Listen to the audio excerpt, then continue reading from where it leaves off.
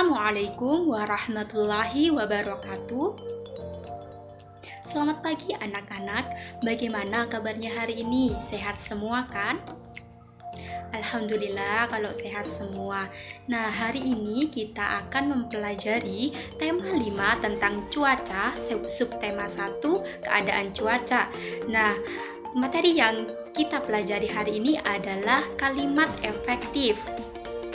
Anak-anak, kalian pernah tidak berbicara dengan adik, kakak, atau orang tua kalian, tetapi kalian tidak bisa memahami kalimat yang mereka sampaikan? Nah, mungkin saja mereka masih belum menggunakan kalimat efektif sehingga kalian masih belum bisa memahami apa yang dikatakan oleh mereka. Nah, anak-anak, ada yang tahu apa itu kalimat efektif? Nah, Ibu akan menampilkan kosakata yang berhubungan dengan pengertian kalimat efektif. Nah, dari kosakata ini, bisakah kalian simpulkan apa itu kalimat efektif? Ya, kalimat efektif itu adalah kalimat yang disusun sesuai dengan kaidah bahasa, baik ejaan, tata bahasa, dan tanda bacanya itu harus sesuai dengan poebi sehingga mudah dipahami oleh pembaca atau pendengar. Lalu, apa sih tujuan menggunakan kalimat efektif itu? Nah, tujuan menggunakan kalimat efektif itu yang pertama adalah mempermudah pendengar atau pembaca untuk memahami isi kalimat. Yang kedua yaitu agar pesan dalam kalimat tersebut dapat tersampaikan dengan baik. Lalu, apa saja sih syarat-syarat kalimat efektif itu? Yang pertama yaitu harus sesuai dengan PUEBI atau Pedoman Umum Ejaan Bahasa Indonesia.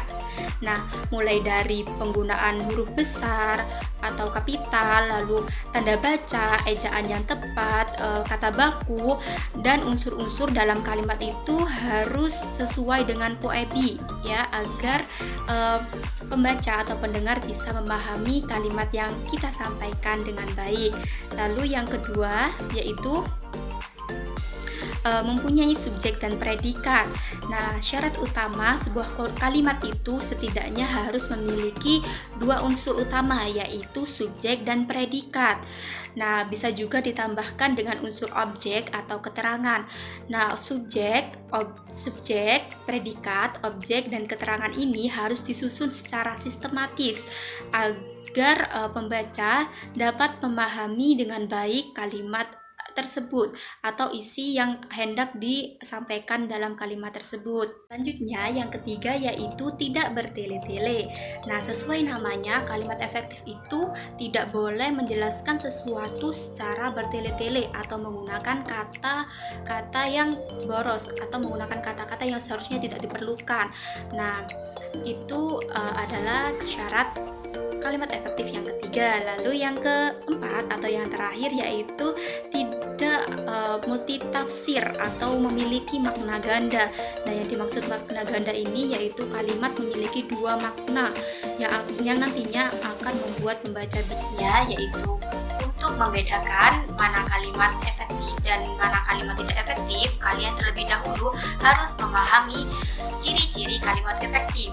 Ciri-ciri kalimat efektif yang pertama yaitu kehematan kata. Nah, kalimat efektif itu tidak boleh menggunakan kata atau frasa yang tidak diperlukan. Kehematan yang dimaksud yaitu tidak boleh menggunakan kata-kata mubazir, tidak menjamakkan kata yang sudah jamak, lalu tidak mengulang subjek yang sama. Nah, perlu digarisbawahi di sini bahwa bukan berarti dalam satu kalimat itu tidak boleh memiliki dua subjek, boleh-boleh saja. Yang tidak boleh itu dalam satu kalimat itu ada dua subjek yang sama. Nah, contohnya dalam kalimat ini, saya tidak suka hujan dan saya tidak suka panas. Nah, dalam kalimat ini terdapat dua subjek yang sama. Apa yang sama? Yaitu saya. Nah, ini yang membuat kalimat tidak efektif. Lalu apa yang efektif? Yang efektif adalah saya tidak suka hujan dan panas. Lalu yang kedua yaitu kecermatan. Kecermatan yang dimaksud adalah cermat dan tepat memilih kata dalam kalimat agar kalimat tersebut tidak memiliki makna ganda atau dua makna. Contohnya dalam kalimat ini, adik temanku yang gendut itu hujan-hujanan. Nah, dalam kalimat tersebut terdapat dua makna. Yang pertama, yang gendut itu adalah temanku, atau yang kedua, yang gendut itu adalah adik temanku. Nah, ini perlu diluruskan lagi mana yang benar. Lalu yang ketiga yaitu kesepadanan struktur. Nah, kalimat efektif ini harus memiliki kesepadanan struktur. Maksudnya kalimat harus seimbang antara gagasan dan struktur yang dipakai. Contohnya, bagi siswa yang masih di luar kelas diharapkan segera masuk karena ujian akan segera dimulai. Nah, kalimat ini tidak efektif. Kenapa? Karena terdapat preposisi atau kata depan di depan kalimat atau di depan subjek. Hal ini dapat mengaburkan subjek atau pelaku dalam kalimat, sehingga subjek dan pelaku ini tidak jelas mana subjek atau pelakunya. Ya. Nah, yang efektif adalah siswa yang masih di luar kelas diharapkan segera masuk karena ujian akan segera dimulai. Selanjutnya yaitu keparalelan bentuk. Kalimat efektif harus memiliki bentuk yang paralel. Maksudnya, kalau bentuk pertama itu menggunakan kata benda, maka bentuk selanjutnya harus menggunakan kata benda juga. Kalau bentuk pertama menggunakan kata kerja, maka bentuk kedua juga harus menggunakan kata kerja. Kalau bentuk pertama menggunakan imbuhan mean, maka bentuk selanjutnya juga harus menggunakan imbuhan mean. Begitu ya anak-anak. Nah, contohnya, Bu Guru menjelaskan dan penerapan cara menyelamatkan diri dari gempa bumi. Nah, kalimat ini tidak efektif. Kenapa coba? Ada yang bisa jawab?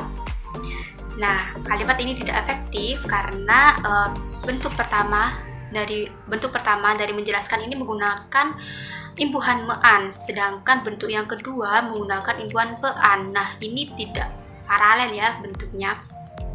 Strukturnya tidak paralel. Maka kalimat yang efektif adalah Bu Guru menjelaskan dan menerapkan cara menyelamatkan diri dari gempa bumi. Nah, ciri selanjutnya yaitu kelogisan bahasa. Nah, kalimat efektif itu harus logis atau dapat diterima dengan akal dan sesuai dengan kaidah bahasa Indonesia. Nah, contohnya seperti ini. Kepada Bapak Kepala Sekolah, waktu dan tempat kami persilakan. Nah, kalimat ini tidak efektif. Kenapa anak-anak? Ya, karena waktu dan tempat itu tidak bisa dipersilakan. Jadi ini tidak logis ya, tidak bisa diterima oleh akal. Jadi kalimat yang efektif adalah kepada Bapak Kepala Sekolah kami persilakan. Begitu saja ya. Lalu ciri yang terakhir yaitu ketegasan makna. Nah, anak-anak, tidak semua kalimat itu harus diawali dengan subjek ya. Tidak semua subjek itu harus berada di awal kalimat. Ada kalanya di awal kalimat itu bisa berupa keterangan, biasanya untuk menegaskan makna dalam kalimat tersebut. Nah, penegasan kalimat ini biasanya sering kita jumpai pada kalimat larangan, anjuran, dan sebagainya. Nah, contohnya, kamu cepatlah makan supaya tidak terlambat. Nah, ini kalimat tidak efektif ya. Yang efektif adalah cepatlah makan supaya kamu tidak terlambat. Nah, untuk lebih memahami apa itu kalimat efektif, Ibu akan memberikan tugas. Nah, buatlah kalimat efektif dengan kosakata yang sudah Ibu berikan berikut ini.